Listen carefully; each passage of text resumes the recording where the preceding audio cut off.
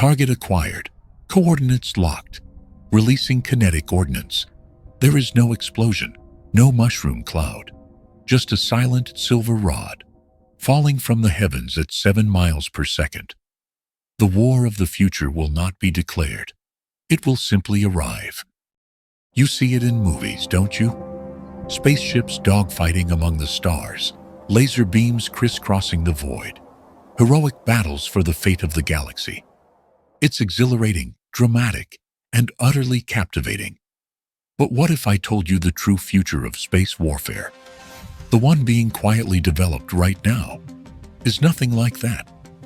What if the next major global conflict won't be fought with dazzling light shows and explosions, but with an eerie, devastating silence?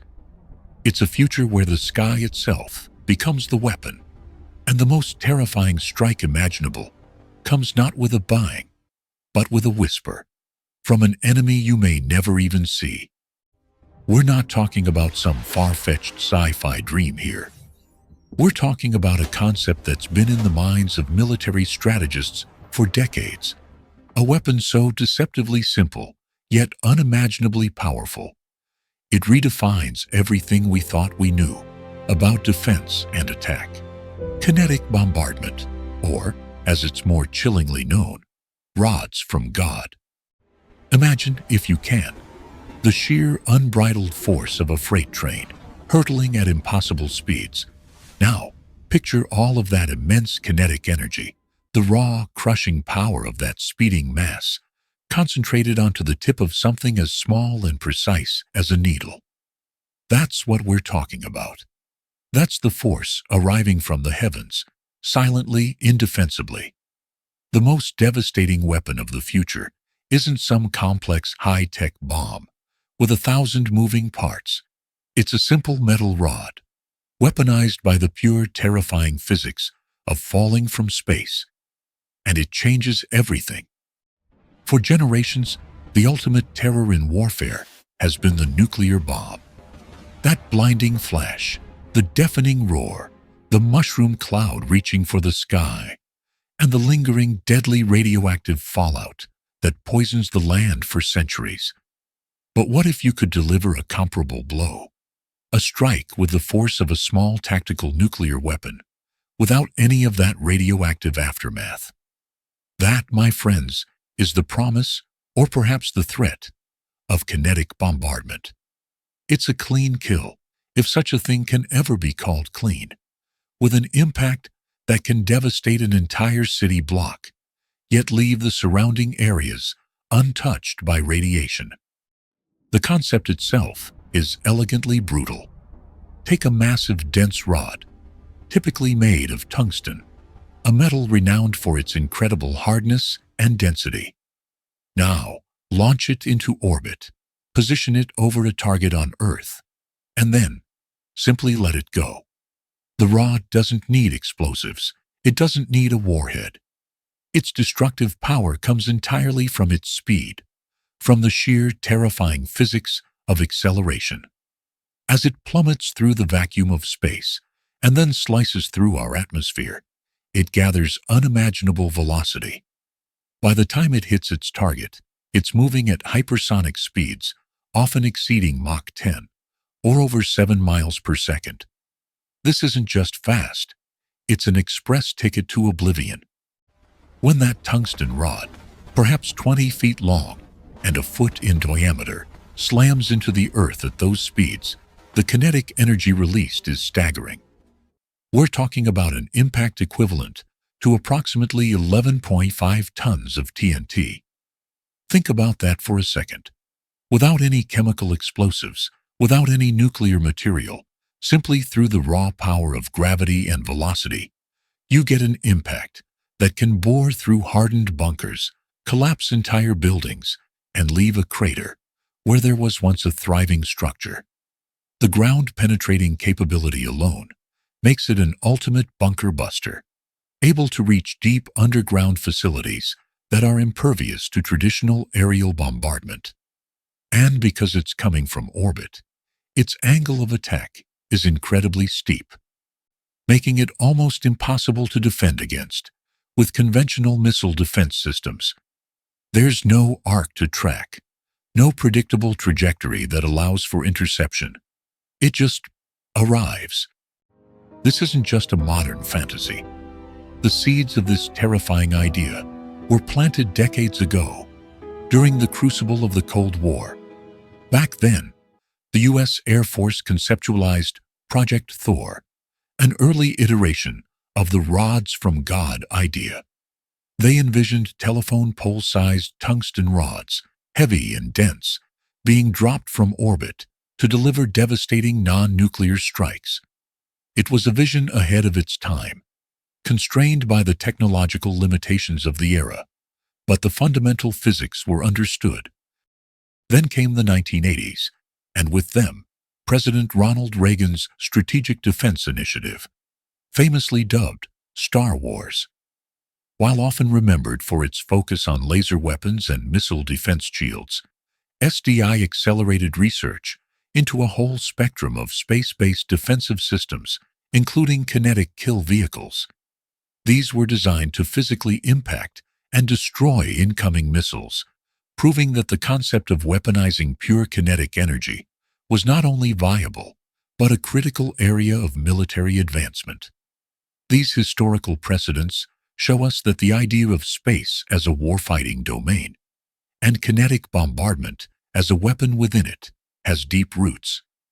This isn't science fiction, it's science fact, with a terrifying lineage. Now, fast forward to today. The landscape of space has changed dramatically.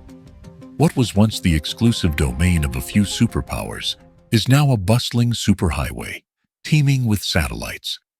As of October 2025, there are over 13,000 active satellites orbiting Earth, a number that has increased by 23% in just 1 year.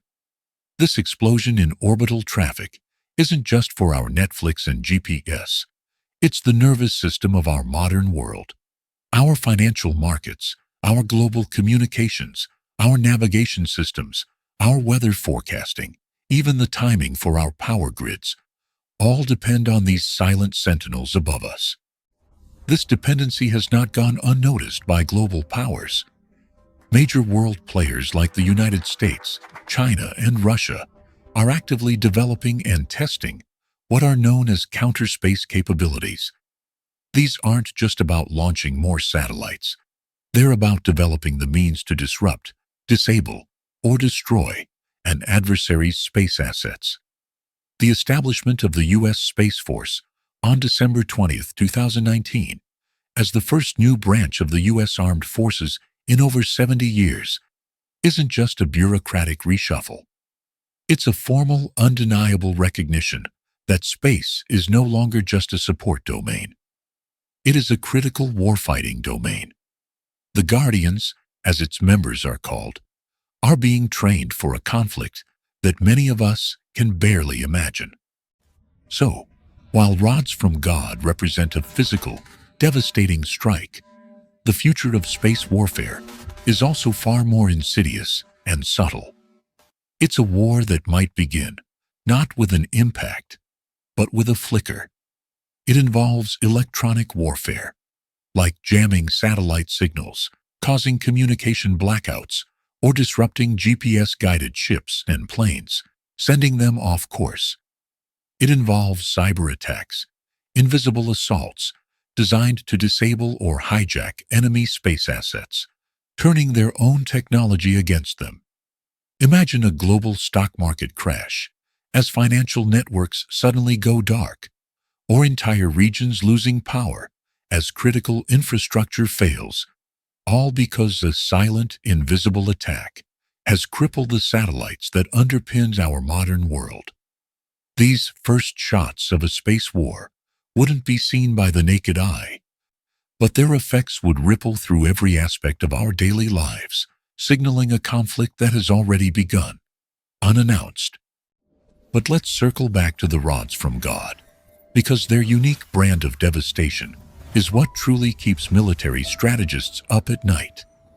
The very nature of this weapon skirts the edges of international law. The 1967 Outer Space Treaty, a landmark international agreement, prohibits placing weapons of mass destruction in orbit. It was a crucial step in preventing a nuclear arms race in space. But here's the kicker. It does not explicitly ban conventional weapons. A tungsten rod, while incredibly destructive, is not a weapon of mass destruction in the traditional sense. It doesn't use nuclear material. It doesn't release chemical agents. It's just a chunk of metal moving really, really fast. This legal gray area is precisely what makes its development so attractive to some nations and so terrifying to others.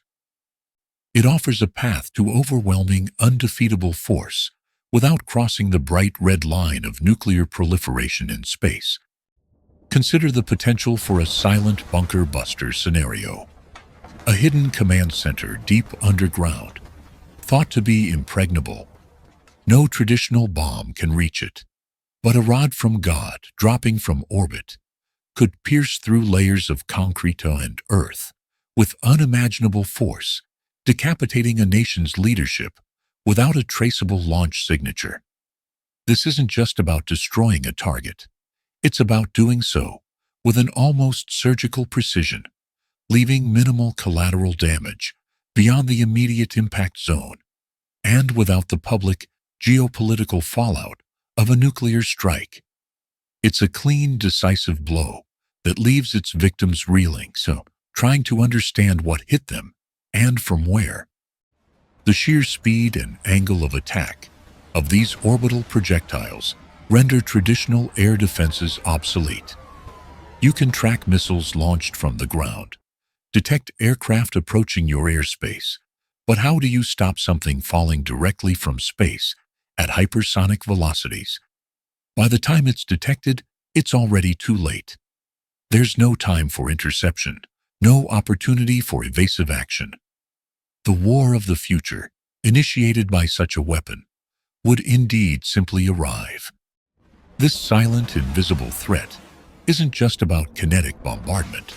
It also encompasses the chilling prospect of anti-satellite (ACI) weapons. These are designed to destroy or disable enemy satellites, and they can be ground-launched, air-launched, or even co-orbital, where one satellite maneuvers to attack another. The consequences of an ASAT strike can be catastrophic, not just for the target nation, but for everyone. China's 2007 anti-satellite missile test, which destroyed its own weather satellite, created a massive debris field that still poses a threat today. And Russia's 2021 ASAT test, which destroyed its Cosmos 1408 satellite, generated more than 1,500 pieces of trackable orbital debris, forcing the crew of the International Space Station to take shelter. These incidents highlight a terrifying potential consequence, the Kessler syndrome. Named after NASA scientist Donald J. Kessler, who proposed the theory in 1978. This is a cascading chain reaction of collisions. Imagine one satellite exploding, creating thousands of pieces of debris. Each of those pieces becomes a bullet, capable of striking other satellites, creating even more debris, until certain orbits become an impassable, deadly junkyard. A single anti-satellite strike could increase the risk of orbital collisions by 50% for decades, threatening the nearly $1 trillion in global space infrastructure.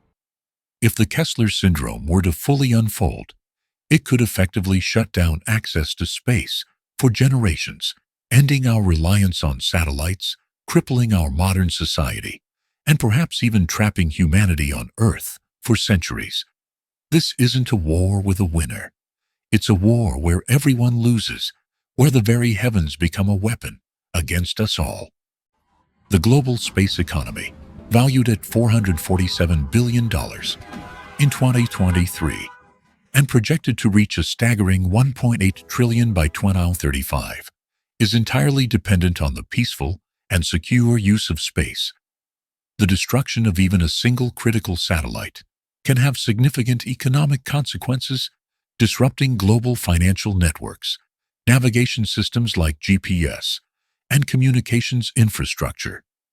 A coordinated first strike on critical satellites could lead to a day without space, a narrative of exploring the cascading collapse of global society, financial markets freezing, power grids failing, transportation systems grinding to a halt.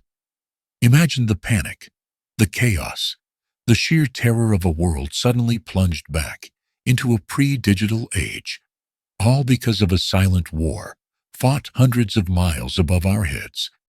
The rise of nations like China, with its rapidly expanding space capabilities, further underscores the urgency of this topic.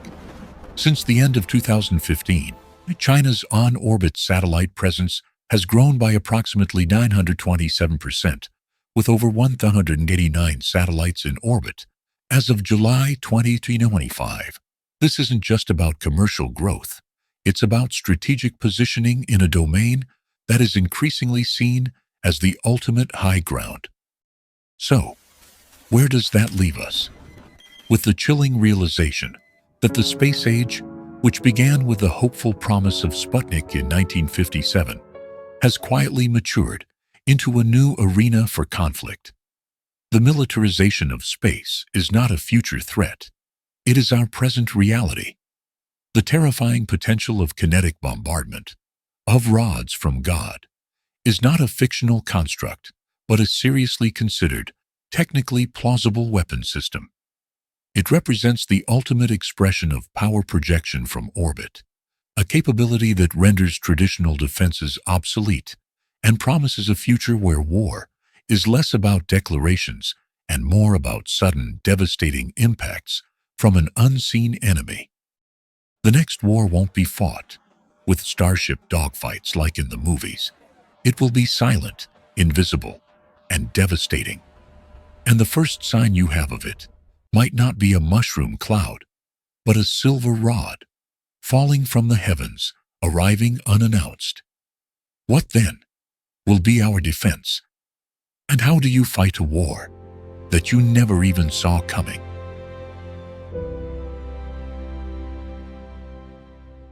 But here's the thing, and it's a truth that's far more unsettling than any falling rod. The war in space, the real war, isn't something we're waiting for. It's not a future threat looming on the horizon. It's already here. It's happening right now, above our heads, in a silent, invisible ballet of power and deception that most of us don't even know is unfolding. We're talking about ghosts in the machine. Imagine for a moment, not a physical weapon, but an unseen force.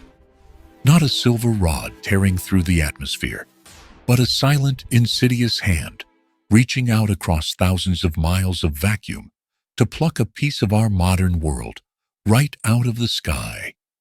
This isn't about explosions or dogfights, or even the terrifying kinetic energy we just discussed.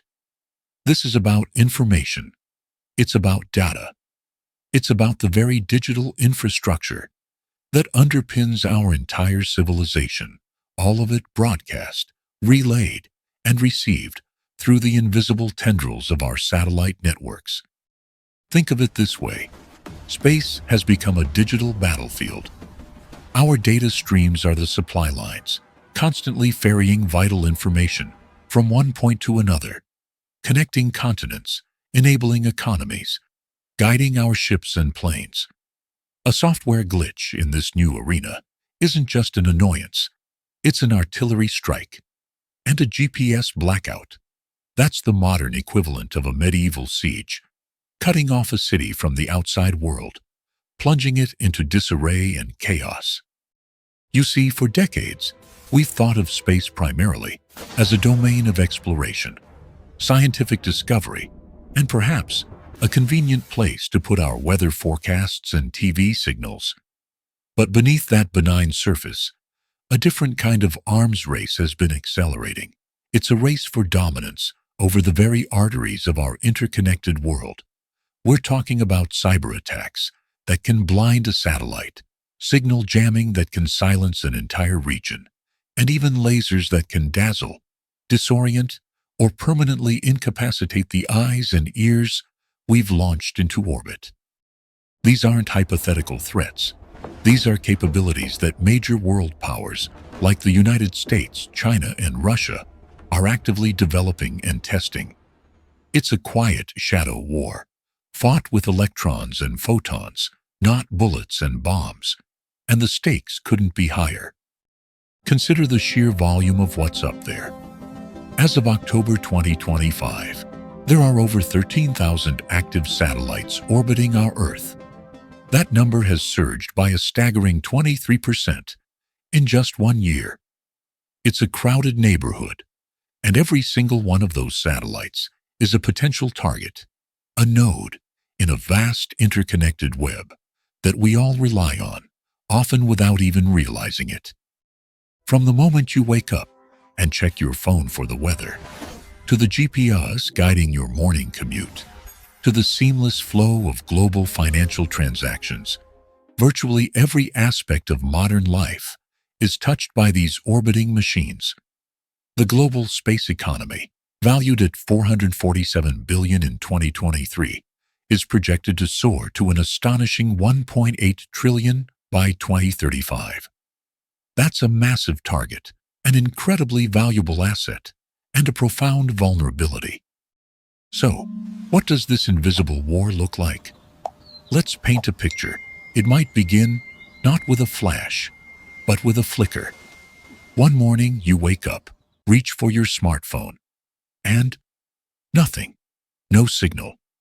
Your map app can't find your location. Your smart devices are offline.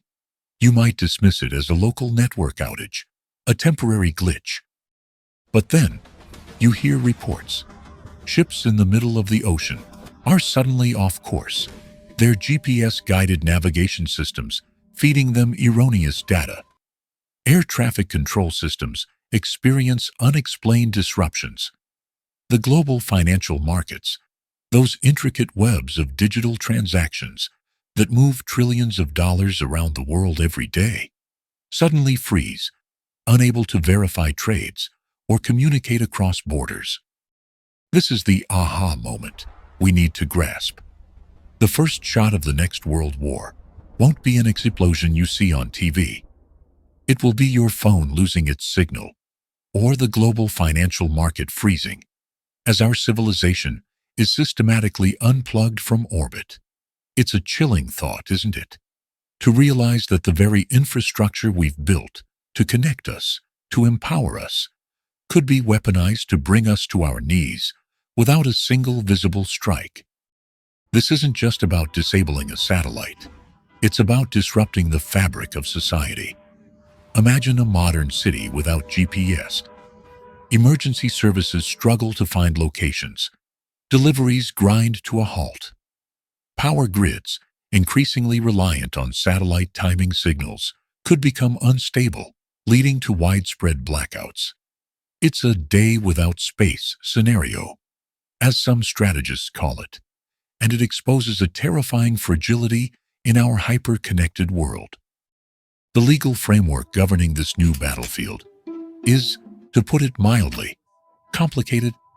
The 1967 Outer Space Treaty, a landmark international agreement signed by the US, UK, and the Soviet Union, was a monumental step, prohibiting the placement of weapons of mass destruction in orbit.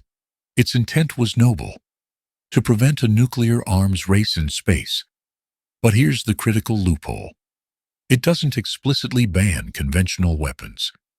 This creates a massive legal gray area for systems like kinetic bombardment, which we discussed earlier, and it certainly leaves ample room for the development of invisible, non-destructive counterspace capabilities.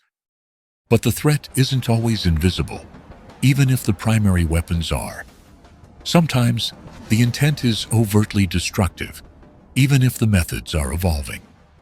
Anti-satellite, or SAT, weapons have been around in various forms for decades. These can be ground-launched, air-launched, or even co-orbital, designed specifically to destroy or disable enemy satellites. We've seen the devastating consequences of such tests. Back in 1985, the the United States successfully tested its ASM-135 ASAT missile, launched from an F-15 fighter, destroying its own Solwind P-78-1 satellite. It was a clear demonstration of capability, but it was China's 2007 anti-satellite missile test that truly served as a wake-up call to the international community. China destroyed its own Fingyun 1C weather satellite, creating a massive debris field. Then, in 2021, Russia followed suit, destroying its Cosmos 1408 satellite, an event that generated more than 1,500 pieces of trackable orbital debris and forced the crew of the International Space Station to take shelter. These weren't just demonstrations of power. They were catastrophic acts of orbital vandalism, and they brought to the forefront one of the most terrifying long-term threats of space warfare, the Kessler Syndrome. Named after NASA scientist Donald J. Kessler, who proposed the theory in 1978, it describes a cascading chain reaction of collisions. Imagine a single anti-satellite weapon test.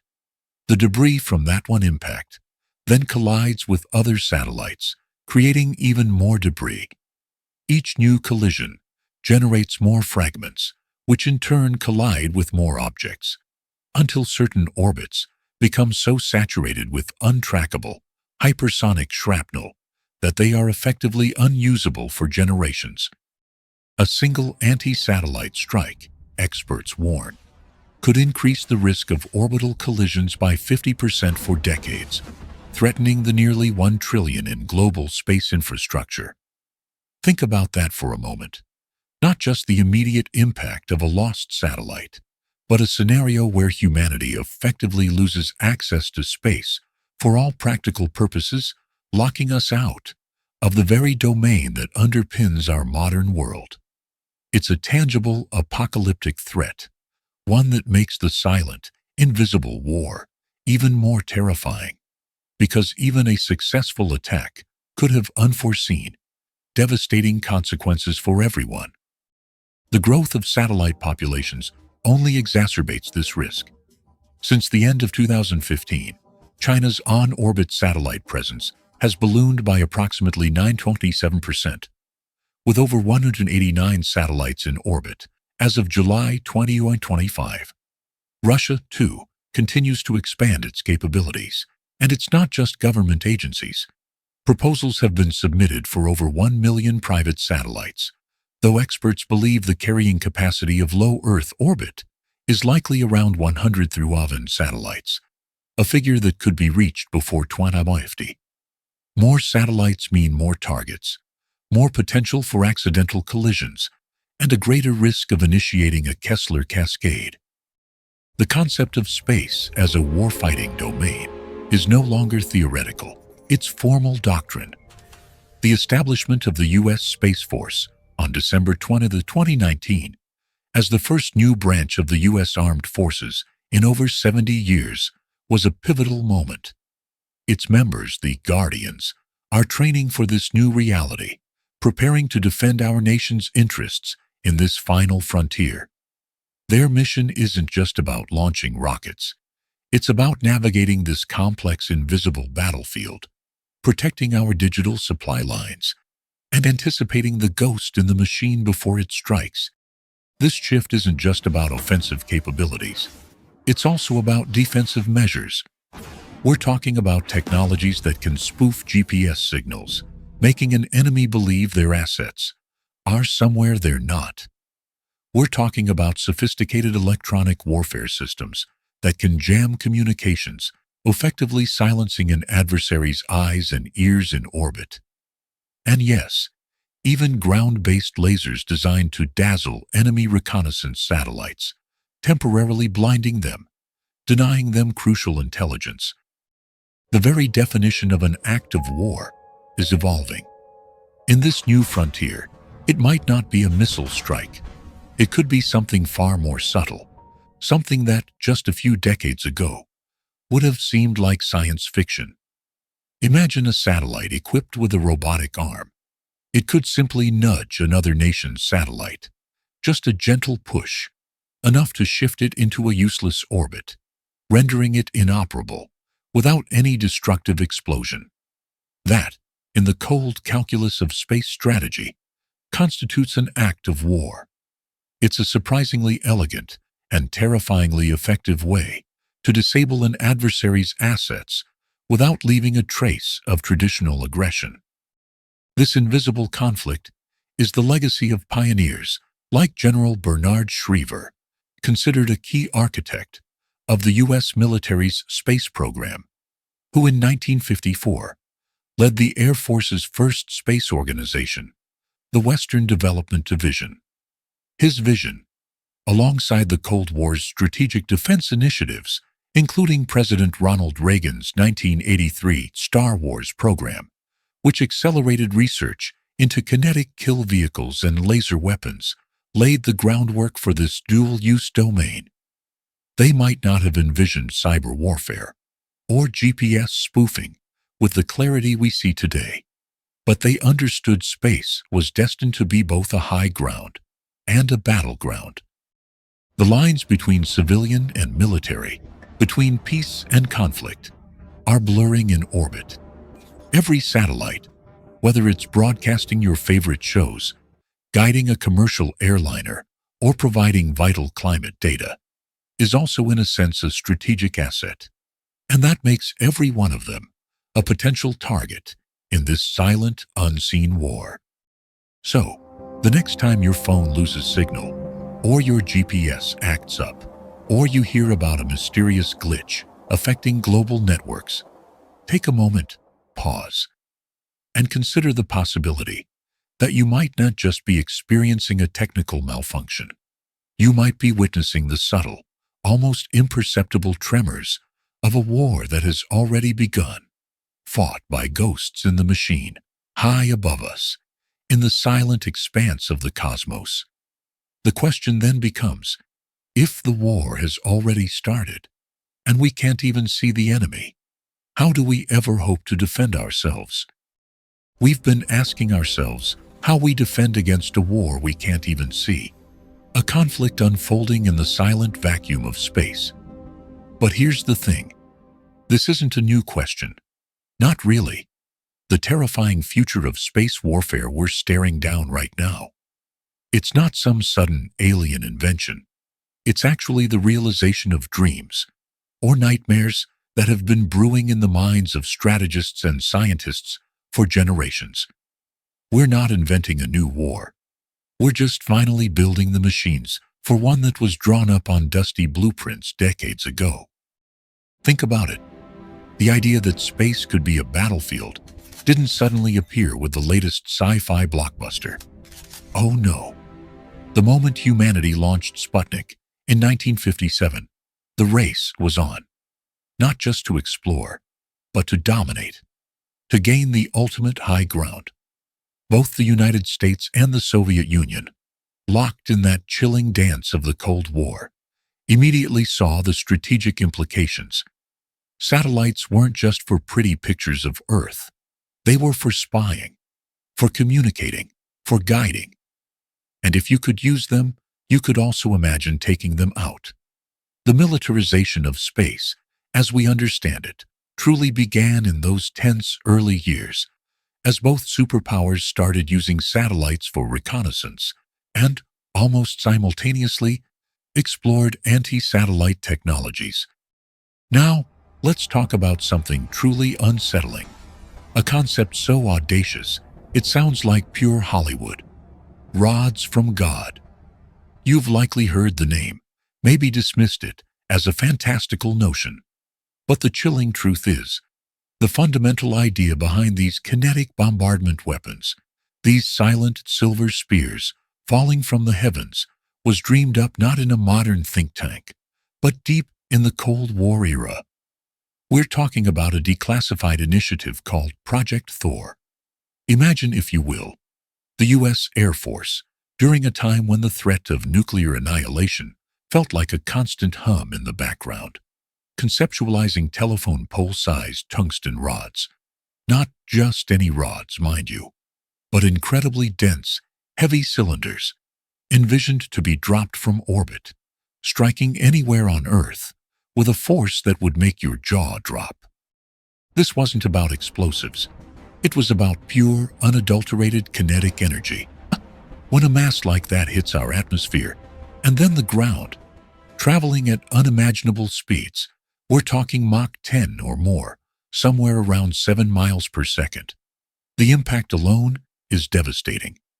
A 20-foot-long, 1-foot diameter tungsten rod, for example, this impacting at such velocity, could unleash the kinetic energy equivalent of approximately 11.5 tons of TNT. Think about that for a second. That's enough to level a city block, to penetrate hardened bunkers deep underground, all without a single ounce of radioactive fallout. No mushroom cloud, no lingering radiation, just a colossal localized explosion born from sheer speed and mass. The beauty, in a terrifying strategic sense, was its surgical precision and the absence of a nuclear signature, making attribution or retaliation incredibly complicated. These weren't just theoretical musings. They were old blueprints for a future apocalypse laid out by our grandparents' generation. Then came the 1980s, and with it, President Ronald Reagan's Strategic Defense Initiative, famously or infamously dubbed Star Wars. This wasn't just a catchy nickname. It encapsulated the breathtaking ambition of the project. Proposed in 1983, SDI wasn't about dropping rods, but about building an impenetrable shield, a space-based defensive system designed to intercept incoming ballistic missiles.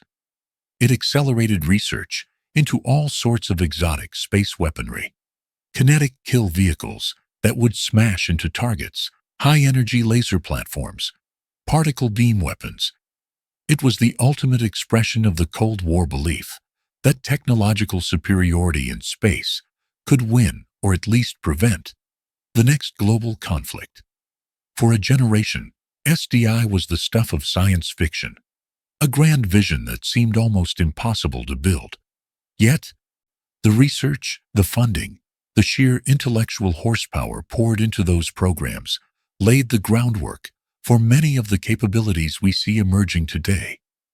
The seeds of space warfare, the ones that are now blooming into a terrifying reality, were planted firmly in that era of profound fear and technological aspiration. But here's where things get interesting, and frankly, a little murky. As the Cold War intensified, there was a global recognition that a nuclear arms race in space would be catastrophic. This led to a landmark agreement, the 1967 Outer Space Treaty, signed by the United States, the United Kingdom, and the Soviet Union. This foundational piece of international space law aimed to prevent exactly that, a nuclear arms race in the cosmos. It explicitly prohibits placing weapons of mass destruction in orbit or on the moon or other celestial bodies. And for a long time, it brought a sense of cautious optimism to humanity's venture into space. However, and this is a critical detail, the treaty does not explicitly ban conventional weapons. This omission has created a massive legal gray area, a loophole big enough to fly a whole fleet of killer satellites through. While WMDs are off limits, the development and deployment of kinetic bombardment systems like our rods from God or sophisticated anti-satellite ISAT weapons fall outside the strict letter of the law. This legal ambiguity is precisely why nations are now pouring resources into these conventional space weapon systems, operating in a zone where the rules are unclear and the stakes couldn't be higher. It's like playing a game where the referee only banned the biggest, most obvious fouls, leaving a whole host of other destructive tactics perfectly legal. And nations wasted no time exploring those gray areas. Even before the Star Wars program, the idea of anti-satellite weapons was being actively pursued. In 1985, the United States successfully tested its ASM-135 ASAT missile, launched from an F-15 fighter jet. Imagine that. A fighter plane screaming through our atmosphere, launching a missile that then soared into orbit and destroyed a target satellite, the Solwind P-78-1. This was a clear, undeniable demonstration that space was not and would never be a sanctuary. It proved that Earth-launched systems could reach out and touch and destroy assets in orbit. This wasn't just a show of force. It was a profound declaration that no satellite was safe, a precursor to the silent, invisible battles we hinted at earlier. For a while, after the Cold War thawed, it seemed like the urgency around space weaponization might fade. But that was a naive hope. The blueprints were still there, gathering dust, waiting for technology to catch up. And catch up it did. The 21st century has seen an undeniable resurgence, an acceleration of the space arms race that makes the Cold War ambitions look almost quaint. In 2007, China delivered a chilling wake-up call to the international community. They conducted an anti-satellite missile test, destroying their own defunct Fengyun 1C weather satellite. On one hand, it was a demonstration of technical prowess. On the other, it was an act of profound irresponsibility, creating a massive debris field that still poses a threat to satellites today. That single act of destruction generated so much space junk that it fundamentally altered the conversation around space warfare, making it clear that the theoretical was now horrifyingly real. It was a stark reminder that even a successful test could have long-lasting catastrophic consequences for everyone who relies on space. Then, just a few years ago, in November 2021, Russia followed suit. They destroyed their Cosmos 1408 satellite, again with an ASAT missile. This test created more than 500 pieces of trackable orbital debris, forcing the crew of the International Space Station, a symbol of international cooperation, to take shelter. These events weren't just about showing off. They were clear signals that major world powers like the United States, China, and Russia are actively developing and testing counterspace capabilities. They are, without a shadow of a doubt, signaling a growing recognition of space as a critical warfighting domain. It's no longer a question of if space will be militarized, but how and when these capabilities will be used. The stakes, my friends, couldn't be higher. As of October 2025, there are over 13,000 active satellites orbiting Earth. Think about that, a number that has increased by a staggering 23% in just 1 year. This isn't just about government satellites. It's about a sprawling, interconnected web of private, commercial, and scientific assets. The global space economy was valued at $447 billion in 2023 and is projected to reach a mind-boggling $1.8 trillion by 2035. Your navigation, your banking, your global communications, even your weather forecast, all of it relies on this delicate, crowded infrastructure in orbit. China, for instance, has seen its on-orbit satellite presence grow by approximately 927% since the end of 2015, with over 1,089 satellites in orbit as of July 2025. We are cramming more and more into space, making it both more valuable and more vulnerable. This brings us to one of the most terrifying concepts born out of these echoes of a star war, the Kessler syndrome. Named after NASA scientist Donald J. Kessler, who proposed the theory in 1978, this isn't just a hypothetical disaster. It's a very real, tangible threat. Imagine a single anti-satellite weapon test, like the ones China and Russia conducted, creating a cloud of debris. Now, imagine that debris, hurtling around Earth at orbital velocities, smashes into other satellites. Each collision creates more debris, which then collides with even more satellites, creating a cascading chain reaction. It's like a deadly, uncontrolled domino effect in space.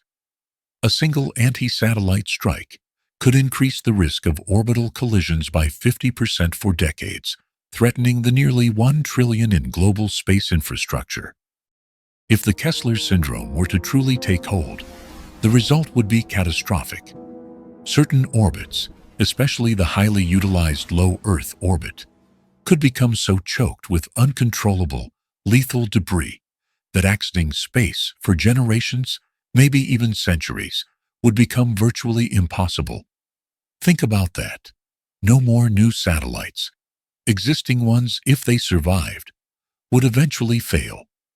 Our entire modern way of life, from global communication to climate monitoring, from accurate GPS to secure financial transactions, would grind to a halt. It would effectively shut down our access to space, turning our cosmic backyard into an impassable, deadly junkyard. And all because of old blueprints finally being brought to life. This recognition of space as a critical warfighting domain led to a monumental shift in U.S. defense posture. The establishment of the United States Space Force on December 20, 2019. For the first time in over 70 years, a new branch of the U.S. Armed Forces was created, with its members proudly called Guardians. This wasn't a symbolic gesture. It was a formal declaration that the era of viewing space merely as a domain for exploration or support was over. It was now unequivocally a domain for combat. The Guardians of the Space Force aren't training for starship dogfights like Luke Skywalker. They're preparing for the silent, invisible war we're discussing, monitoring threats, defending assets, and developing the counter-space capabilities that are the inheritors of those Cold War ambitions. They are the front line in a conflict that most of us don't even know has begun. So when you consider the concept of rods from God, those tungsten rods falling from the sky, or the idea of orbital laser platforms, or the silent, devastating dance of killer satellites, remember this. The terrifying weapons of tomorrow were not pulled from some distant, unimaginable future. They were dreamed up by our grandparents. They were the visions, the fears, the desperate solutions conceived during the crucible of the Cold War. We are now living in the future. They either profoundly feared or tried to create. The old blueprints are finally being built, piece by terrifying piece, right above our heads. And the question isn't whether this war will happen, but how long it's been underway, and what it means for every single one of us, down here on Earth, gazing up at a sky that's no longer quite so innocent. And the question isn't whether this war will happen, but how long it's been underway, and what it means for every single one of us, down here on Earth, gazing up at a sky that's no longer quite so innocent. Because if the Cold War gave birth to the terrifying blueprints, then today, those blueprints are being built right above our heads. We've entered what strategists call the new high ground, a domain where the fate of nations, economies, and even your daily life hangs by a thread woven from satellite signals, orbital mechanics, and the chilling ambitions of global powers. Forget the grand, sweeping battles of science fiction. The next major war won't be fought with starship dogfights or laser blasts you can see from Earth. It will be silent, invisible, and devastating. It will simply arrive. Imagine for a moment that you're standing on the edge of a vast, untamed wilderness. It's a frontier, brimming with resources, strategically vital, but completely lawless. No sheriff, no established rules of engagement, just a thin, dusty rulebook, full of loopholes. That, my friends, is low Earth orbit today. Nations aren't just exploring this new high ground. They are staking claims, setting up defenses, and yes, preparing for conflict. It's a crowded, lawless frontier, and the stakes couldn't be higher. Think about it. As of October 2025, over 13,000 active satellites are orbiting Earth. That number has jumped by a staggering 23% in just 1 year. From communication networks to GPS, weather forecasting to global financial transactions, these silent sentinels are the backbone of modern civilization. The global space economy was valued at $447 billion in 2023, and it's projected to skyrocket to $1.8 trillion by 2035. We are utterly dependent on space, and that dependence has turned it into the ultimate strategic battleground. This isn't just about putting more satellites up there. It's about who controls them and who can deny that control to others. And that's where things get terrifyingly real, terrifyingly fast. Because the ability to destroy or disable an enemy's satellites, what we call anti-satellite, or ASAT, capabilities, has moved from theory to demonstrated reality. Take China, for instance. Back in 2007, they conducted a major anti-satellite missile test. They launched a missile that struck and destroyed their own defunct Fengyun 1C weather satellite. It was a wake-up call, a shocking display of capability that created a massive, dangerous debris field, scattering thousands of pieces of shrapnel across orbit. Imagine an invisible shotgun blast in space, and you get the picture. Since the end of 2015, China's on-orbit satellite presence has grown by approximately 927%, with over 1,189 satellites in orbit as of July 2025. They are building out their capabilities at an astonishing pace. Then there's Russia. In November 2021, they too conducted an ASAT test, destroying their Cosmos 1408 satellite. This single act generated more than 500 pieces of trackable orbital debris, forcing the crew of the International Space Station to take shelter and drawing immediate international condemnation. These weren't just tests. They were declarations, chilling demonstrations of a capability that could cripple an adversary without a single shot fired on Earth. And while less publicized, India also demonstrated its own ASAT capability in 2019, successfully intercepting a low Earth orbit satellite. The message is clear. The ability to reach out and touch, or rather destroy, anything in orbit is no longer the exclusive domain of a few. These anti-satellite weapons can take many forms. They can be ground-launched missiles, like those used by China and Russia. They can be air-launched, like the U.S. successfully demonstrated way back in 1985, when an F-15 fighter jet launched an ASM-135 missile to destroy the Solwind P-7081 satellite.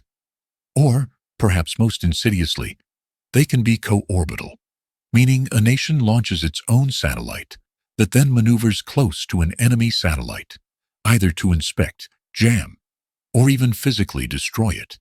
It's like a silent assassin, floating silently beside its target before delivering the killing blow. And the danger of these actions. It's not just the immediate destruction of a single satellite. It's the dreaded Kessler syndrome. Donald J. Kessler, a NASA scientist, proposed this theory back in 1978.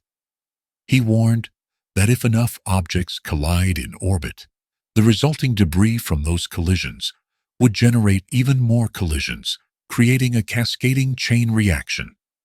Imagine a single anti-satellite strike, triggering an unstoppable domino effect, transforming low Earth orbit into an impassable, deadly junkyard.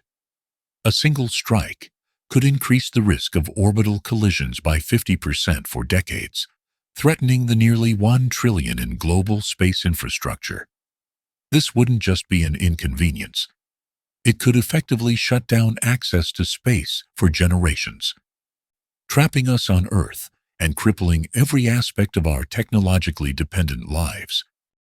This brings us to the core dilemma, the aha moment that reveals the true terrifying genius and the gaping loophole in our international agreements.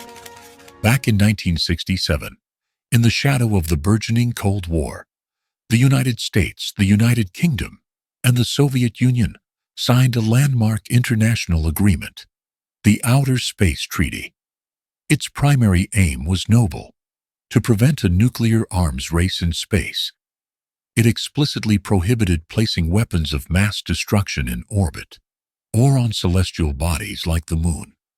It was a visionary attempt to keep the heavens peaceful.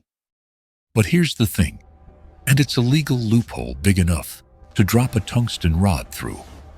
The Outer Space Treaty did not explicitly ban conventional weapons in space. It left the door wide open. And in that gaping legal chasm, the most terrifying threats of all have begun to emerge. This is where the concept of rods from God re-enters our story, not as a sci-fi fantasy, but as a chillingly plausible reality. You see, a rod from God is a type of kinetic bombardment. It involves dropping dense tungsten rods. Picture something the size of a telephone pole, but solid tungsten from orbit. These aren't missiles with warheads. They are pure kinetic energy. As they fall from the heavens at incredible speeds, 7 miles per second, they can strike anywhere on Earth with the devastating force of a small tactical nuclear weapon. There's no explosion, no mushroom cloud, no radioactive fallout, just a silent silver rod, accelerating through the atmosphere, generating a plasma sheath around it from the sheer heat of friction, creating a hypersonic shockwave. The impact itself would be devastating, equivalent to approximately 11.5 tons of TNT for a 20-foot-long, 1-foot diameter rod, impacting at Mach 10. We're talking city block leveling impact, a non-nuclear bunker buster that can penetrate hardened targets deep underground. And because of their high velocity and steep angle of attack, these projectiles are extremely difficult, if not impossible, to defend against. This isn't a new idea either. During the Cold War, the U.S. Air Force conceptualized Project Thor, an early iteration of this very concept. The blueprints, remember, have been around for a long time. The technological hurdles, once immense, are steadily being overcome. So, while the financial and practical hurdles for full-scale deployment remain significant, the concept is viable, and the threat is very real. It's a silent, invisible fist, ready to punch through the atmosphere. But space warfare isn't just about destroying things with physical force. It's far more insidious, far more pervasive. It includes electronic warfare, like jamming satellite signals, scrambling communications, or even spoofing GPS data, sending ships off course or misguiding precision munitions. It involves cyber attacks, not just on terrestrial networks, but directly on enemy space assets, disabling them, hijacking them, or turning them into weapons against their own creators. These are the truly invisible shots fired in the war of tomorrow. You wouldn't see a flash or hear a bang. You'd just see the consequences. Imagine this. You wake up one morning and your phone has no signal. Your GPS isn't working. The ATM won't dispense cash.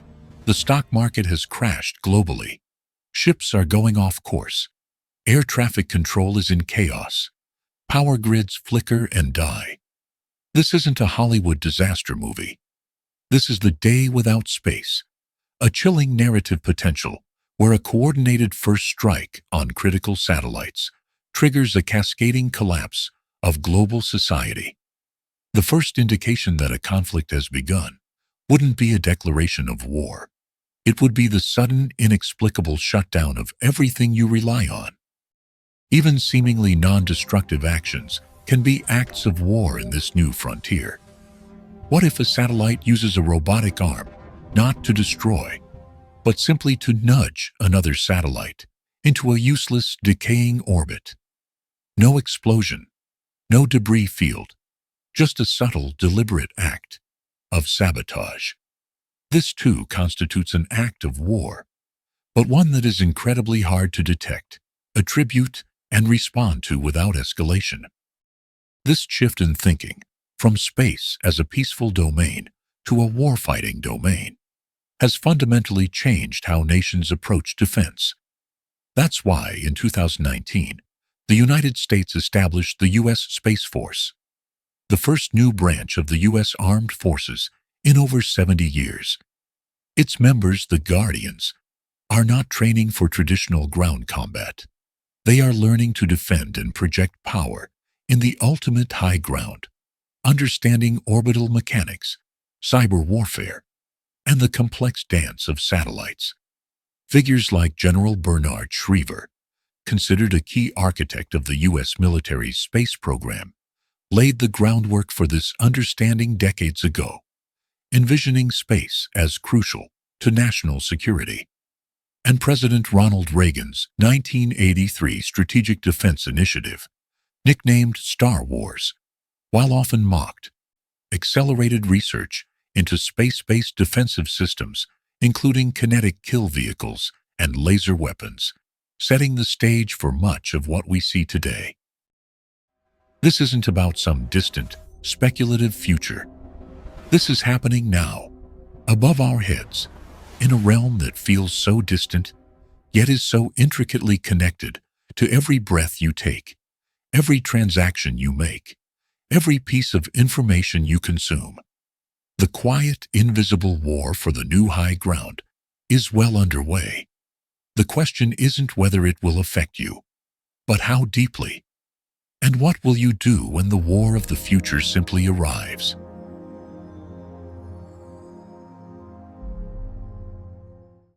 Because here's the thing about this silent, invisible war that's unfolding above our heads. The most terrifying weapon isn't a rod from God, or an orbital laser, or even some sophisticated cyber attack that blinds a satellite. The most terrifying threat isn't even fired in anger or with any malicious intent at all. No, the ultimate apocalyptic danger of space warfare. It could be an accident, a whisper of metal in the void. Imagine, if you will, driving down a packed highway. Not just any highway, but one where every vehicle is traveling at speeds that defy comprehension. Thousands of miles per hour. Cars bumper to bumper, all moving with such incredible velocity that a simple tap could unleash unimaginable energy. Now, picture a fender bender, just one. A small collision, a spark. But because of the sheer density of traffic and the insane speeds, that one crash doesn't just stop traffic. It doesn't just create a pileup in one lane. No, it triggers a second collision, then a third, then a 10th, a 100th, a 1,000th. An unstoppable planet-wide pileup, a cascading nightmare of shattered metal and broken dreams that clogs every orbital route around Earth forever. This isn't some far-fetched science fiction nightmare spun from the pages of a novel. This is a very real, scientifically understood phenomenon known as the Kessler syndrome. And it's the ultimate doomsday scenario for our future in space, a potential trap that could seal humanity on its home planet, perhaps for millennia. Donald J. Kessler, a brilliant NASA scientist, first proposed this chilling theory back in 1978. He painted a picture that was both elegant in its physics and horrifying in its implications. A critical density of objects in low Earth orbit, where collisions between these objects generate more debris, which then causes more collisions, until certain orbital altitudes become completely unusable for generations. Think about it. We've been launching things into space for nearly 70 years now, ever since Sputnik first beeped its way across the heavens in 1957. And every launch, every mission, every satellite that eventually dies, leaves something behind. Bits of rocket stages, defunct satellites, even flecks of paint. These aren't just static pieces of litter.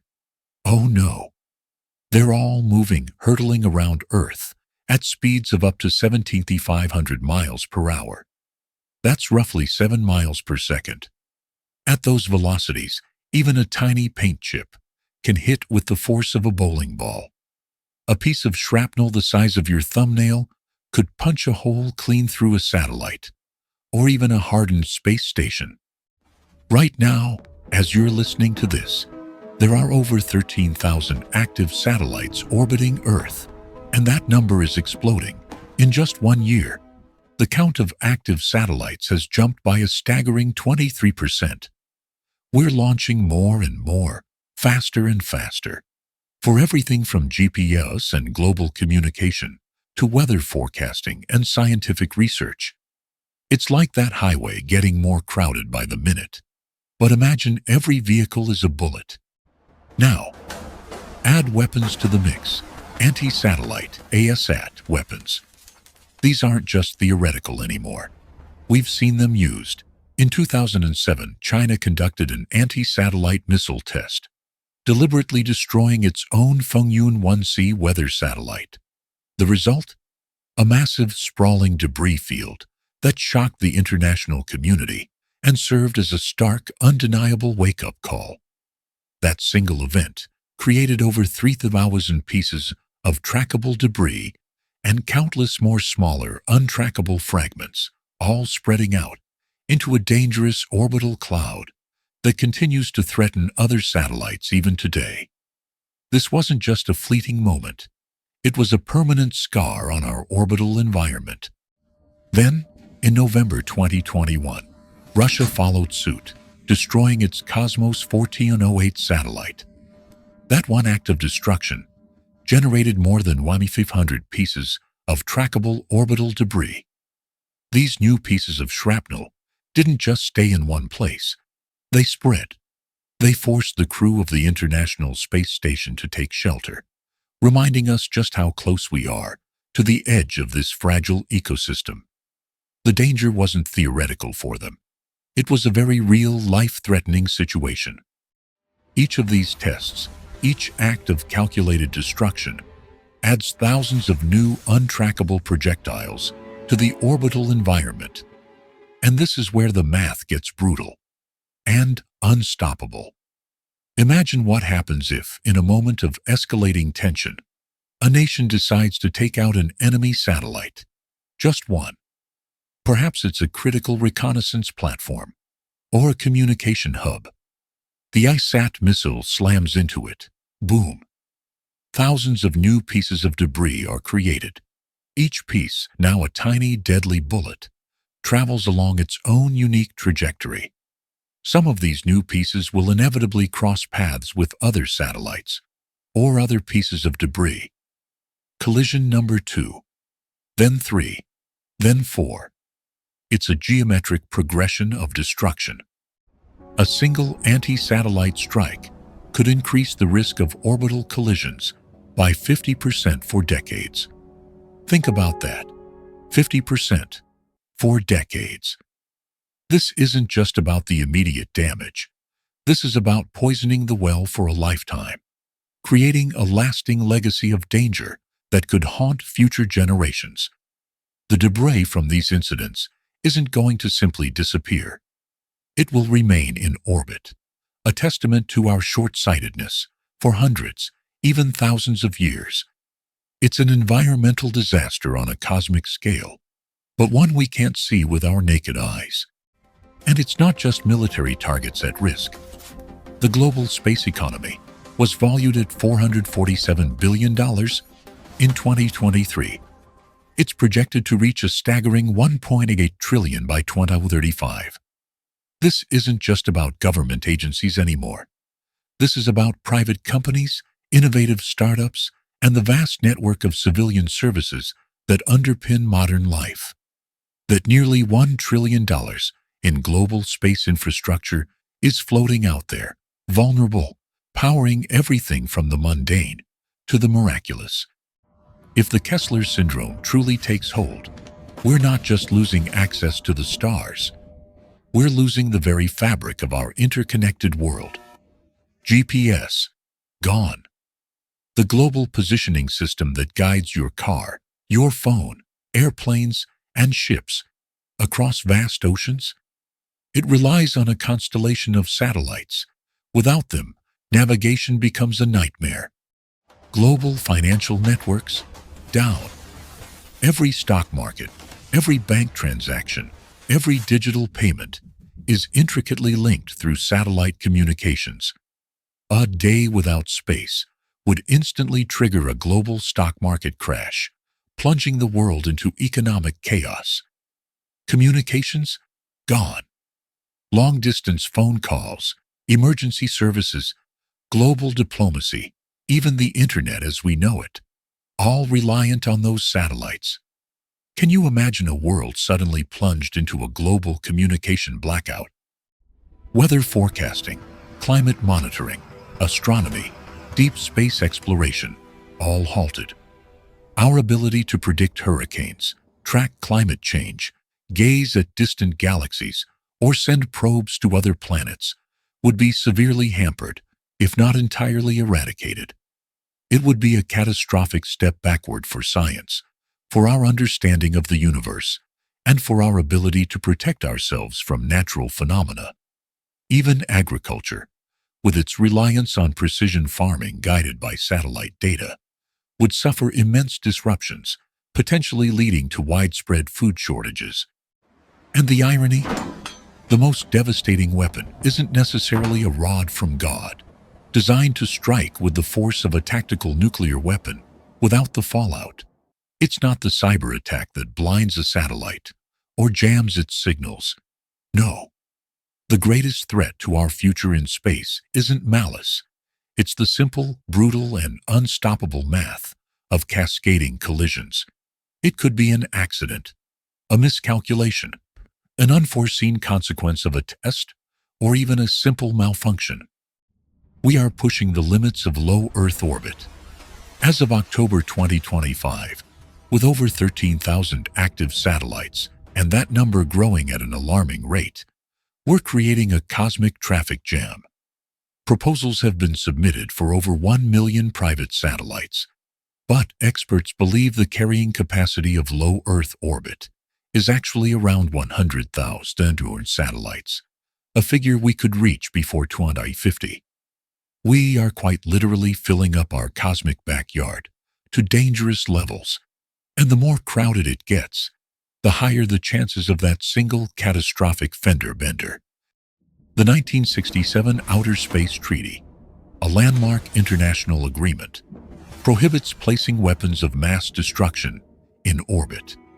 It was a monumental step, born from the Cold War's terrifying nuclear shadow. It aimed to prevent space from becoming another battleground for global annihilation. But it doesn't explicitly ban conventional weapons, and it certainly didn't foresee the sheer volume of traffic and the intricate web of dependencies we've built here in space, nor did it directly address the creation of long-lasting orbital debris from ASAT tests. This creates a legal gray area, a dangerous vacuum in our collective understanding and regulation that could prove fatal. We have a treaty designed for a different era, struggling to cope with the complex realities of today's weaponized and commercialized cosmos.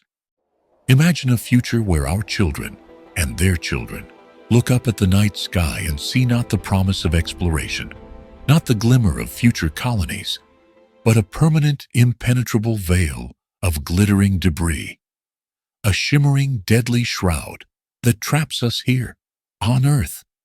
No more space telescopes revealing the wonders of the cosmos, no more daring missions to Mars, no more dreams of becoming a multi-planetary species, just us, stuck, confined to our home planet, not by some invading alien force, but by our own technological hubris and the unstoppable physics of a debris cloud. This isn't just about losing convenience or technology. This is about losing a fundamental part of humanity's spirit, our innate drive to explore, to reach for the unknown, to gaze at the stars and dream. The Kessler syndrome isn't just a threat to our infrastructure. It's a threat to our destiny. It would be the ultimate self-inflicted wound, a cosmic act of self-imprisonment. We would become a species with clipped wings, forever grounded, gazing at a sky that mocks our past ambitions. The war of the future won't just arrive. It might arrive silently, invisibly, in a cascade of metal and shattered dreams, leaving behind not a mushroom cloud, but a permanent, glittering prison. And it could happen not through an act of war, but through the simple, brutal, and unstoppable math of cascading collisions. The greatest threat is not malice, but the simple, brutal, and unstoppable math of cascading collisions. It's a silent, invisible apocalypse, not with a bang, but with a whisper of shattered metal, echoing for centuries. What does it mean for us? A species defined by its relentless push towards the horizon, to be forever confined to our cradle. What does it mean for our dreams, our ambitions, and our very definition of progress, when the ultimate frontier is closed off, not by some insurmountable alien force, but by our own reckless disregard for the delicate balance of our cosmic neighborhood? The questions about our future and our fate just get heavier the higher you look. But who, you might ask, is looking back? Who stands watch over this cosmic ocean, where the very act of reaching for the stars has created a new, unseen battleground? It's a vast, silent, and increasingly dangerous frontier. And out there, somewhere in the cold vacuum, are the seeds of our next great conflict. But this war won't be fought with blaster fire and starship dogfights like the movies tell us. No, the war of tomorrow, the one that could permanently cripple our civilization, will be waged in the shadows, with silent blips on a screen and decisions made in rooms thousands of miles from the actual fight. And the warriors on the front lines, they're called guardians. Imagine for a moment a lighthouse keeper. For centuries, these solitary figures have stood vigil on the edges of treacherous coastlines, their beams cutting through the darkest storms, guiding ships safely home, and warning them of unseen dangers lurking beneath the waves. Now, stretch that image beyond the horizon, beyond our atmosphere, and into the endless dark of space. Our guardians of the void are exactly that, lighthouse keepers on a cosmic ocean, tasked with watching for pirates and storms that move at 17,000 miles per hour. Their vigil isn't against rogue waves, but against rogue satellites, not against treacherous reefs, but against invisible orbits, where a single misstep or malicious act could ripple across continents, changing life on Earth forever. These aren't the soldiers you see in movies, boots on the ground, rifles in hand, dirt under their fingernails. Their battlefield is a sterile room, often windowless, bathed in the soft, clinical glow of monitors. The only sounds, the almost imperceptible hum of servers and the quiet, rhythmic click of a mouse. Yet the stakes they play for are infinitely higher. The consequences of their split-second decisions more globally devastating than those of any battlefield commander in history. Their enemy isn't a face across a trench or a ship on the distant horizon. It's a blip, a signal, a flicker of data thousands of miles away, moving at incredible speeds, an entity whose intent is shrouded in the cold, vast indifference of space itself. The U.S. Space Force, established on December 20, 2019, as the first new branch of the U.S. Armed Forces in over 70 years, formally recognized what many strategists had quietly known for decades. Space is a warfighting domain. It was a monumental shift, a clear signal to the world that the heavens were no longer just a realm of scientific exploration and peaceful endeavor, but a theater of potential conflict. It's a domain where the lines between peace and conflict are blurred beyond recognition, where a simple nudge can be an act of war, and where the first shots won't be heard, won't be seen by the naked eye, but will be felt as a sudden, inexplicable silence across the globe. Let's talk about those silent shots, because they are the immediate, terrifying reality our guardians contend with. You see, the modern battlefield isn't just about kinetic energy anymore. While the terrifying prospect of rods from God, dense tungsten rods dropped from orbit that can strike anywhere on Earth with the force of a small tactical nuclear weapon, but without the radioactive fallout, remains a very real and concerning possibility. Much of the immediate threat is far more subtle, far more insidious. It's invisible warfare. It's the silent electronic war that precedes any physical strike, capable of bringing a global superpower to its knees without a single explosion. Imagine waking up one morning to find your GPS isn't working. Not just your phone's GPS, but the entire global positioning system. Your Uber can't find you. Your self-driving car is suddenly lost. More critically, every single GPS-guided ship, the behemoths of global trade, carrying everything from your morning coffee to critical medical supplies, is suddenly off course, adrift in a digital fog. Your phone won't connect. The internet flickers and dies in vast swaths. Your bank's online services are down, trading stops on every stock market, and the entire global financial network, which relies on precise, satellite-synchronized timing, seizes up. This isn't just an inconvenience. It's a crippling blow to a world utterly dependent on the invisible infrastructure above our heads. An infrastructure that has become as essential as air and water. Space warfare isn't limited to physical destruction. It includes electronic warfare, such as jamming satellite signals and cyber attacks designed to disable or hijack enemy space assets. A conflict in space could manifest first as a global stock market crash, GPS-guided ships going off course, and communication blackouts. These are the first silent indications that a conflict has begun. It's a day without space scenario, a narrative of exploring the cascading collapse of global society following a coordinated first strike on critical satellites, showing the immediate shutdown of financial markets, power grids, and transportation systems.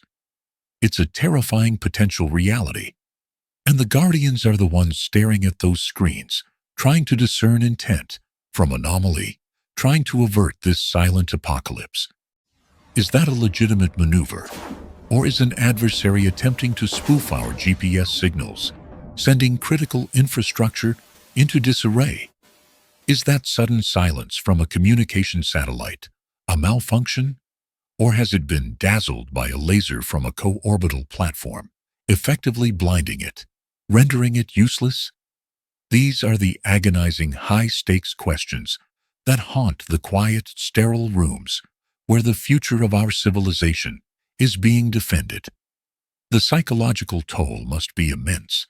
To hold the fate of billions in your hands, to make decisions that could ignite a global crisis, all from a chair in front of a flickering monitor. Consider the sheer volume of what they're watching, the ceaseless dance of technology above our heads. As of October 2025, there are over 13,000 active satellites orbiting Earth, a number that has increased by 23% in just 1 year. This isn't just a number. It's a bustling, crowded cosmic neighborhood. Each satellite a potential target, a potential weapon, or, most terrifyingly, a potential piece of debris. Major world powers like the United States, China, and Russia are actively developing and testing counterspace capabilities, signaling a growing recognition of space as a critical warfighting domain.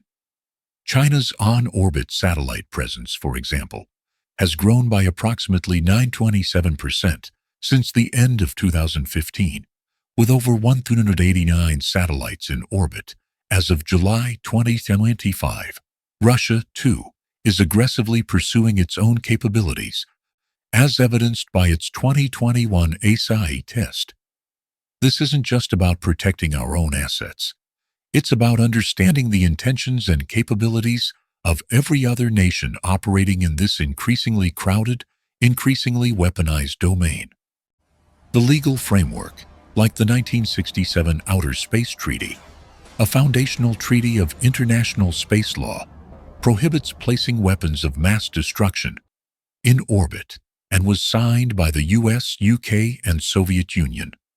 But crucially, it doesn't explicitly ban conventional weapons. This creates a massive legal gray area, a cosmic loophole that nations are now exploiting with alarming speed. Systems like kinetic bombardment, for instance, fall squarely into this ambiguity. The historical precedent for these concepts isn't new. During the Cold War, the U.S. Air Force conceptualized Project Thor, an early iteration of the rods from God idea, envisioning telephone pole-sized tungsten rods dropped from orbit. What was once pure science fiction, born in the minds of Cold War strategists like General Bernard Schriever, considered a key architect of the U.S. military's space program, is now alarmingly close to becoming science fact. A 20-foot-long, 1-foot-diameter tungsten rod, impacting at Mach 10, could have the kinetic energy equivalent of approximately 11.5 tons of TNT. Without the telltale radioactive signature, imagine the devastating, precise impact of such a weapon, delivered silently from above, leaving no trace of who fired the shot, only utter destruction. But even without a rod from God striking Earth, the dangers are immense, and perhaps even more terrifying, because of their potential for self-perpetuation. The most terrifying threat, the one that keeps Guardians up at night, is the Kessler syndrome. Donald J. Kessler, a NASA scientist, proposed in 1978 that a single anti-satellite weapon test could trigger a chain reaction of debris, effectively shutting down access to space for generations. We've seen terrifying previews of this apocalyptic scenario. China's 2007 anti-satellite missile test, which destroyed its own Fengyun 1C weather satellite, created a massive debris field and was a major wake-up call to the international community about the real-world dangers of space warfare. Then, in November 2021, Russia destroyed its Cosmos 1408 satellite, generating more than 1,900 pieces of trackable orbital debris, endangering the International Space Station and forcing its crew to take shelter. This is the heart of the Guardian's dilemma, the human side of this cold cosmic coin. A Guardian in a dimly lit control room, thousands of miles from the vast emptiness of space, might detect a threatening satellite performing an anomalous maneuver. They have a split second to decide. Neutralize it? But neutralization could mean creating a debris field, pushing us closer to Kessler syndrome, potentially rendering low Earth orbit unusable for generations, or risk a devastating attack on Earth, a silent strike against critical infrastructure, a rods from God impact that could decapitate a nation's leadership without a traceable launch signature. This is the unbearable burden they carry. Their battlefield is sterile, yes, but their decisions echo with the weight of global stability, the fate of billions hanging in the balance. The training these Guardians undergo is unlike any other in military history. They're not taught how to engage an enemy face-to-face, how to lead a charge or conduct a tactical retreat. Instead, they are taught to read the subtle language of orbital mechanics, to differentiate between a routine adjustment and a hostile maneuver. They learn to identify the digital fingerprints of electronic warfare, to understand the precise trajectory of a co-orbital ASAT weapon, and to anticipate the cascading effects of a cyber attack on a satellite constellation. It's a mental agility test of unprecedented complexity, a high-stakes chess game played in 3 dimensions, where the pieces are millions of dollars worth of technology, and the game board is the entire planet. They are the ultimate strategists, operating in a domain where every action has far-reaching, unpredictable consequences. And the enemy? It could be anything. A nation-state conducting a close approach that is just a little too close, intending to intimidate or gather intelligence in a brazen act of space aggression. A satellite using a robotic arm, not to repair, but to subtly nudge another into a useless orbit. An act that, despite its non-destructive nature, constitutes an undeniable act of war under these new unspoken rules. Or it could be the terrifying simplicity of a 20-foot-long, 1-foot-diameter tungsten rod, silently impacting at Mach 10, delivering the kinetic energy equivalent of approximately 11.5 tons of TNT. Without the telltale radioactive signature that would trigger immediate, undeniable retaliation. The Guardian's job is to see the unseen, to hear the unheard, and to predict the unpredictable, to anticipate a war that is designed to arrive without declaration. This isn't about traditional declarations of war, the formal pronouncements that once marked the beginning of conflict. The war of the future will not be declared. It will simply arrive. It will unfold in a silent ballet of orbital mechanics and data streams, a phantom conflict where the lines of engagement are invisible and the combatants are often just lines of code executed by remote operators. The battlefield is not a physical place, but the digital nervous system of our planet, the delicate web of satellites that underpins every facet of modern life. And the Guardians, these quiet sentinels in their control rooms, are the ones trying to keep that nervous system from collapsing, trying to prevent the world from plunging into a silence that would signal the end of an era. The future of conflict, it turns out, is not in the grand visible battles of old, the clashing armies or the roaring fighter jets. It is in the silent, sterile rooms where the next generation of soldiers fights a war of blips and signals, a war where their split-second decisions have more globally devastating consequences than those of any battlefield commander in history. It's a war that, if it comes, will transform our world not with a bang, but with a sudden, chilling silence.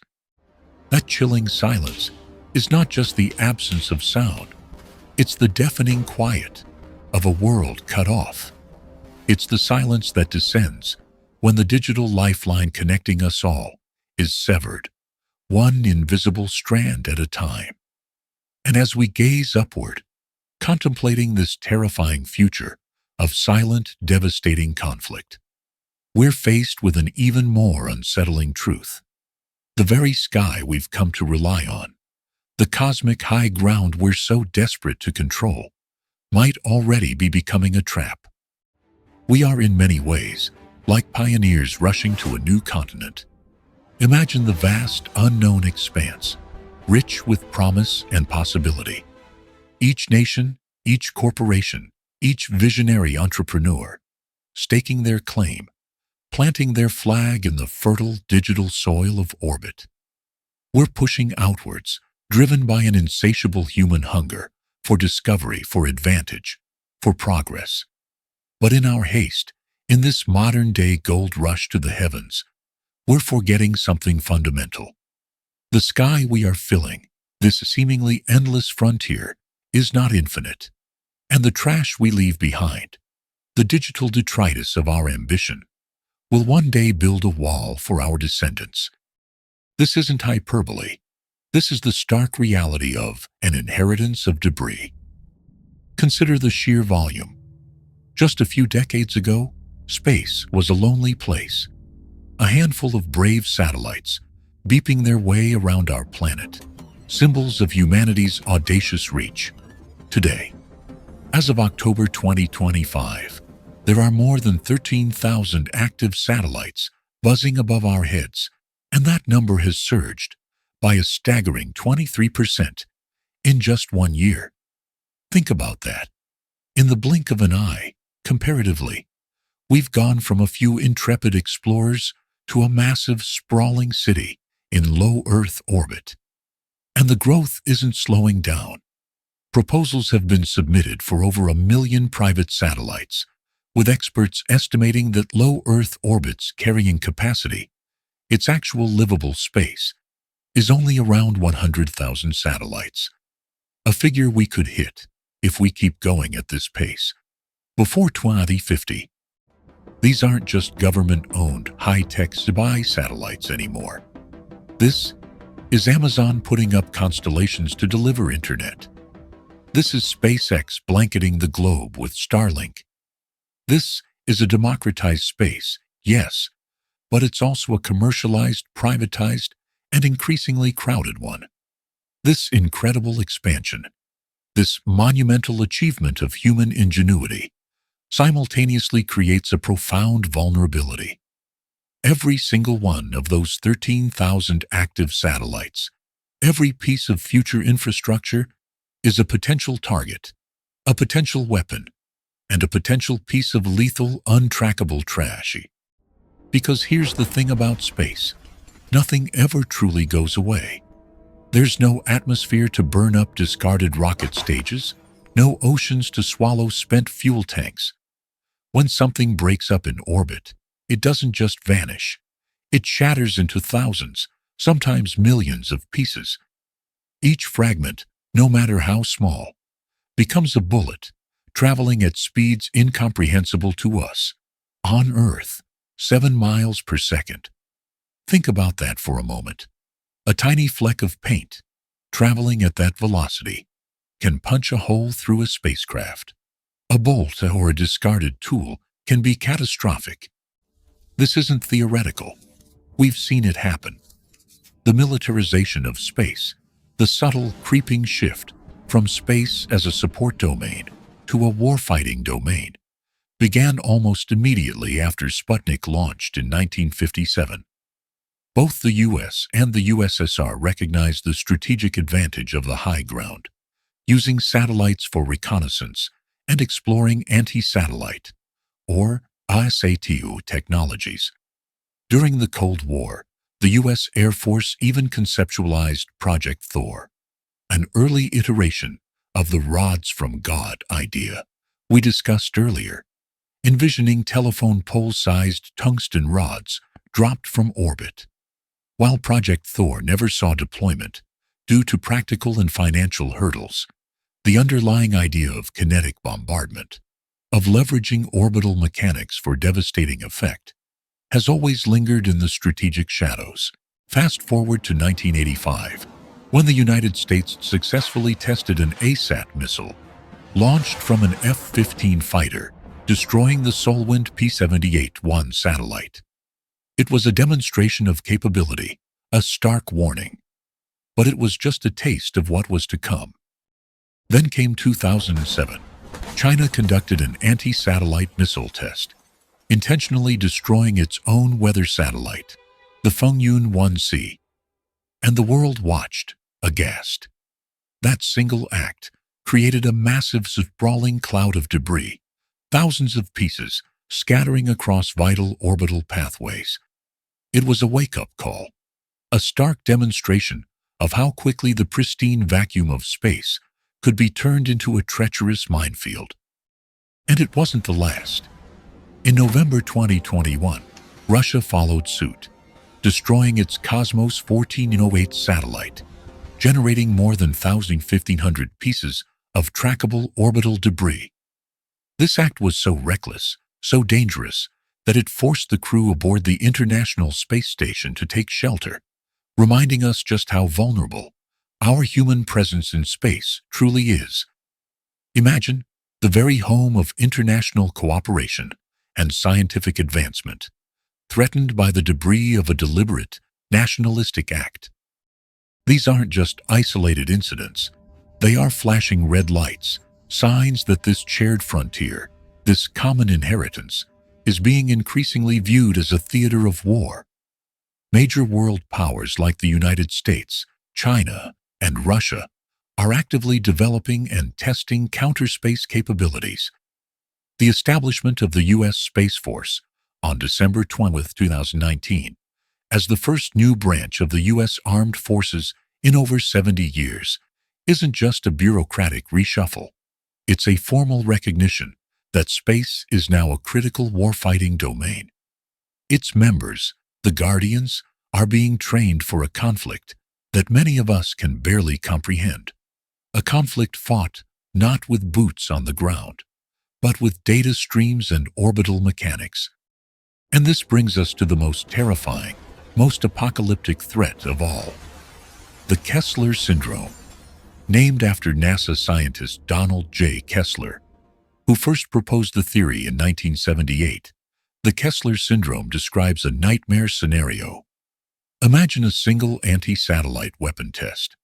A missile slams into a satellite, shattering it into thousands of pieces. Each of those pieces, now traveling at hypervelocity, becomes a projectile, colliding with other satellites. Each new collision creates more debris, which then collides with more satellites, creating even more debris. It's a cascading, self-sustaining chain reaction, a runaway phenomenon that could, in a relatively short period, render certain orbital altitudes, particularly low Earth orbit, utterly unusable for generations. Think of it like this. You're in a crowded billiard hall.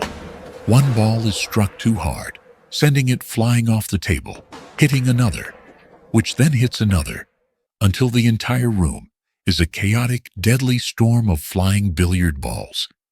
Except in space, those balls are moving at tens of thousands of miles per hour, and there's no friction to slow them down. The consequences of such a cascade are almost unimaginable. The destruction of even a single satellite can have significant economic repercussions, disrupting global financial networks, navigation systems like GPS, and essential communications infrastructure. But a Kessler Syndrome event? That wouldn't just be a disruption. It would be a global cataclysm.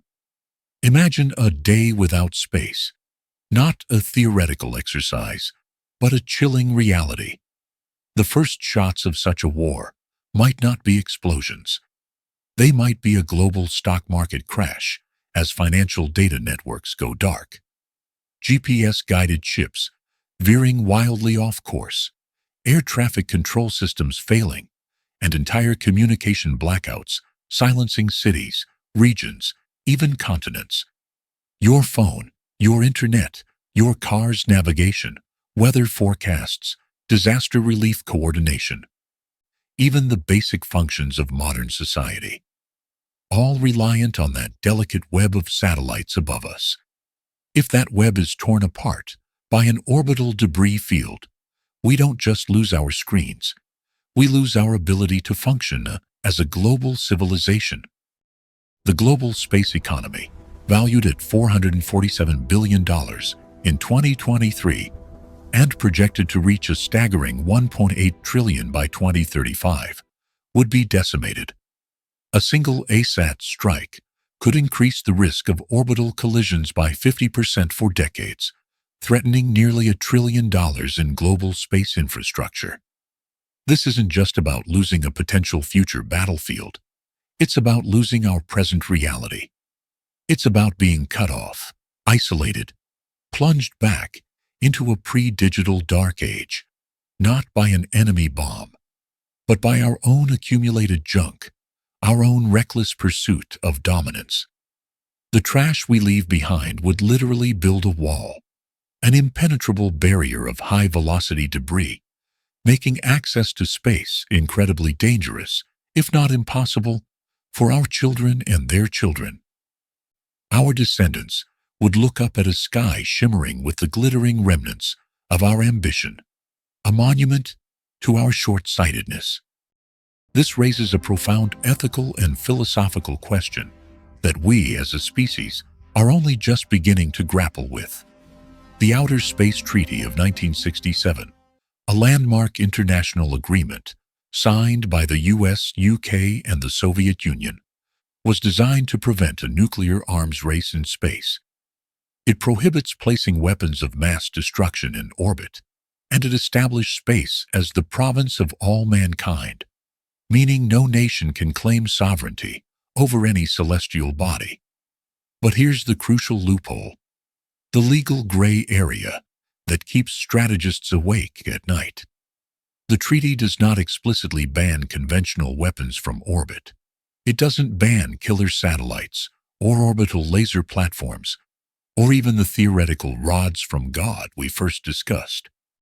So, as private companies launch mega constellations, democratizing space in one sense, are we also simply crowding the future battlefield? Are we commercializing the path to planetary isolation? The critical question is no longer which nation controls the high ground, but rather, who has the right to risk this shared frontier? Who has the right to potentially condemn all of humanity to a future without space, to build that wall of debris for everyone, forever? This isn't a problem for tomorrow. It's a problem we are creating right now. With every satellite launched, with every ASAT test, with every decision to prioritize national interest over global stewardship. We are writing the inheritance we will leave our descendants, one piece of orbital debris at a time. The silent, invisible war has already begun, not with a bang, but with the quiet accumulation of our cosmic junk. And the chilling silence it threatens isn't just the absence of war, it's the absence of possibility. So, what kind of inheritance will we leave behind in the vast, cold vacuum above? If these celestial enigmas and the profound questions they raise resonate with you, make sure to subscribe to Celestial Enigmas. Join our community as we continue to explore the mysteries of the universe and humanity's place within it. You see it in movies, don't you? Spaceships dogfighting among the stars, laser beams crisscrossing the void, heroic battles for the fate of the galaxy. It's exhilarating, dramatic, and utterly captivating. But what if I told you the true future of space warfare? The one being quietly developed right now is nothing like that. What if the next major global conflict won't be fought with dazzling light shows and explosions, but with an eerie, devastating silence? It's a future where the sky itself becomes the weapon, and the most terrifying strike imaginable comes not with a bang, but with a whisper, from an enemy you may never even see.